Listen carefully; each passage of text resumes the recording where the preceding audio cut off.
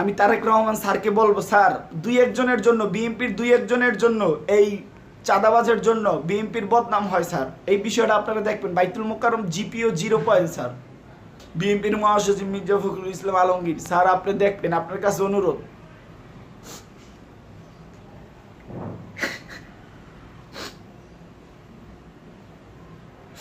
আমরা যে কতটা কষ্ট আছি আল্লাহ ছাড়া কেউ জানে না।